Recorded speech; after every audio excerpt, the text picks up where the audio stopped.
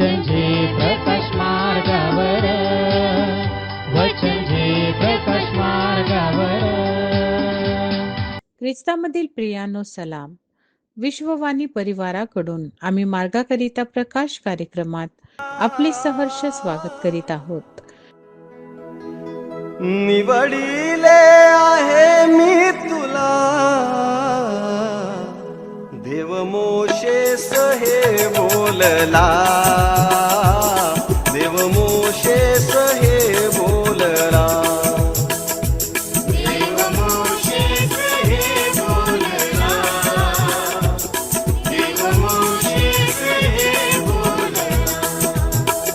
निवडिले आहे मी तुला, निवडिले आहे मी तुला, देव मोशेस हे बोलला, देव मोशेस हे बोलला.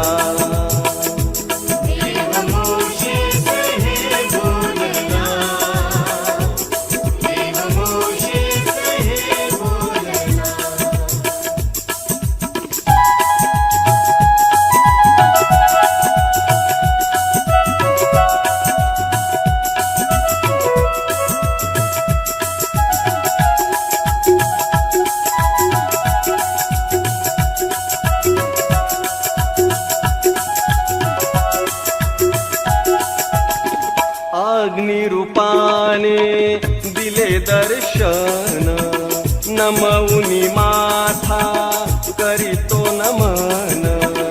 अग्निरूपाने दिले दर्शन, नमऊनी माथा करीतो नमन. अग्निद्वारे प्रभु बोलला, अग्निद्वारे प्रभु बोलला, देव मोशेस हे बोलला, देव मोशेस हे बोलला. देव मोशेस हे बोलला, देव मोशेस हे बोलला.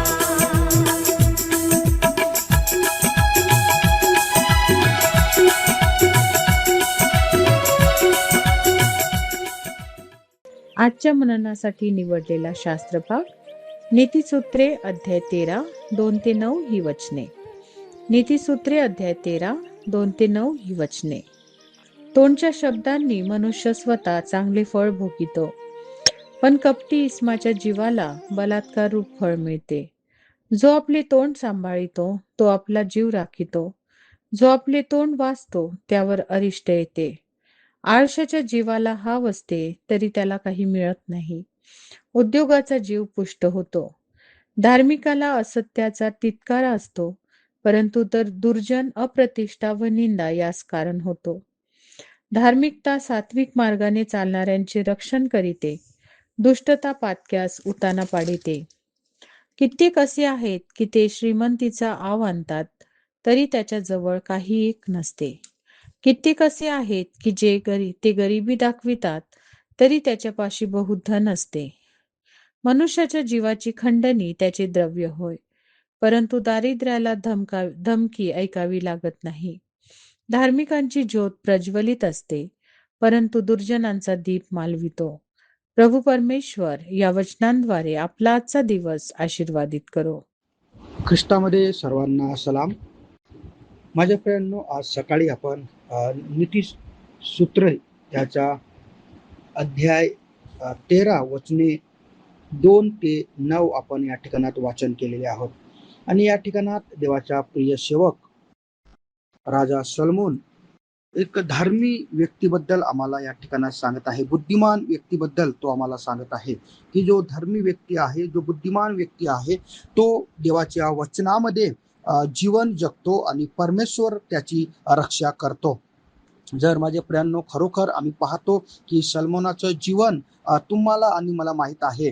जेव्हा सलमोनाची निवड झाली तेव्हा सर्वात प्रथम त्यांनी कडे आपले नेत्र केले, देवाच्या सानिध्यात तो बसला आणि माझ्या प्रियांनो त्यांनी देवाला बुद्धी आणि ज्ञान मागितलं. त्याला माहित होतं की मी हे नेतृत्व करू शकत नाही, देवाच्या कृपेशिवाय, देवाच्या अनुग्रहाशिवाय मी कोणतेच काम करू शकत नाही.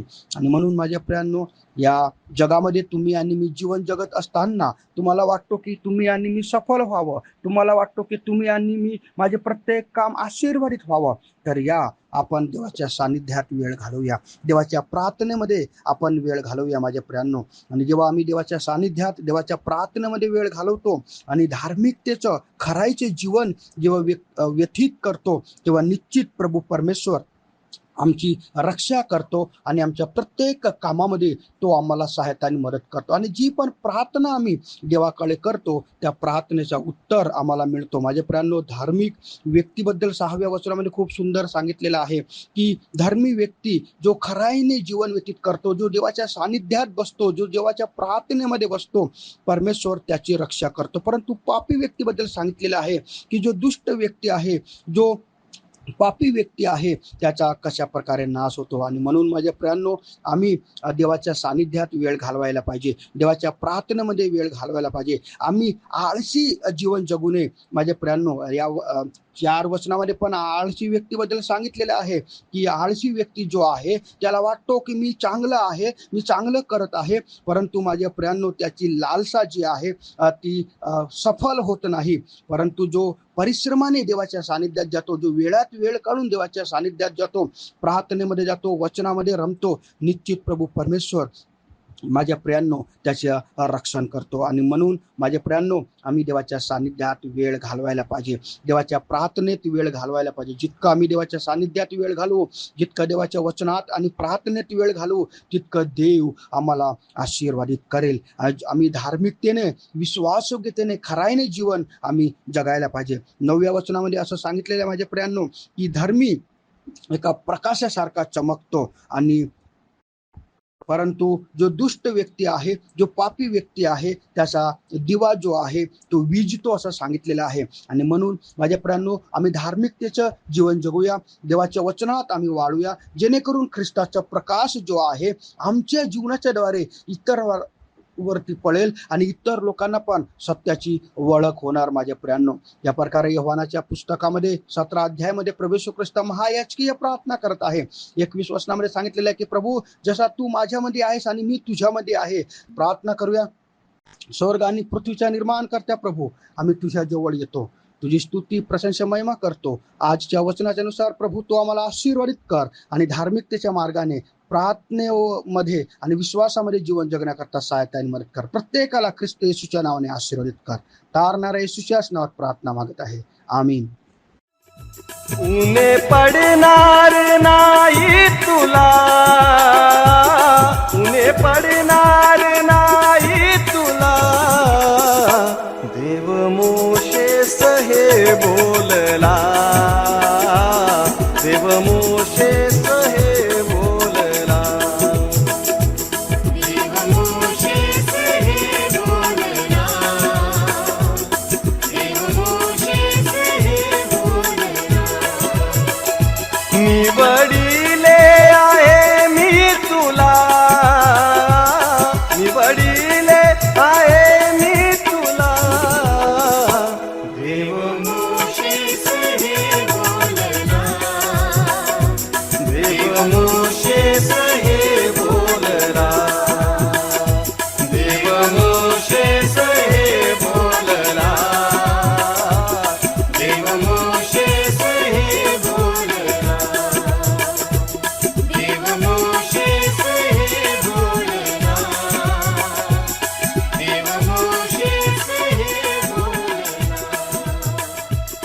देव मोशेस हे. त्याप्रमाणे तुमचा प्रकाश लोकांसमोर असा पडू द्या की त्यांनी तुमची सत्कर्मे पाहून तुमच्या स्वर्गातील पित्याचे गौरव करावे. आपल्या प्रार्थना विनंत्या कोणत्याही वेळेस विश्ववाणी प्रार्थना केंद्राला टोल फ्री नंबरद्वारे कळवू शकता. आमचा टोल फ्री नंबर 1800-270-333. पुन्हा ऐका, 1800 980027003333. आम्ही आपणासाठी या नंबरवर प्रार्थना करण्यास उपलब्ध आहोत. धन्यवाद.